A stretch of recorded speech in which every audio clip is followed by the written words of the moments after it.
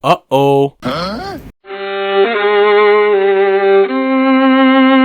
Өздеріңіз мына кітап мұқабасынан көріп тұрғандай, мен құм кітабының менда бейілу атауын ішкі бетінде полное описание монголо-татар деп аударып 1975 жылы 4000 данамен қане ресейлік жоғарғы оқу орындарының тарих факультеттеріне үлестірілген кітаптың шын аудармасы қара татарлардың толық сипаттамасы деп аталады.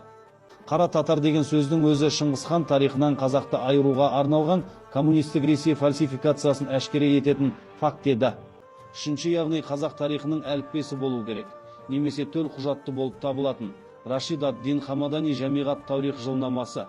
Бұл кітап 1300 жылдан бастап 1316 жылға дейін толықтырылған әлемдік маңызы зор мұра.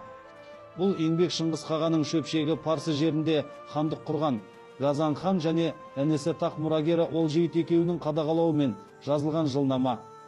Парсы елінен түп нұсқа көшірмесін алып келген ұлттық қауіпсіздік комитетінің ардагер генералы Ержан Исақұлов және парсы тілінің филологы аудармашы Оразбай Зәріпбай.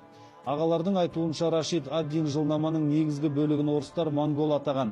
Шындығында мұғул деген лақап атауға ие болған қара татар тілінде Құбылай ханның Дүрмен руынан шыққан болат деген бас қолбасшысы әрі уәзір мен оның көмекшісі жазған қолжазбадан парсы тіліне аударған.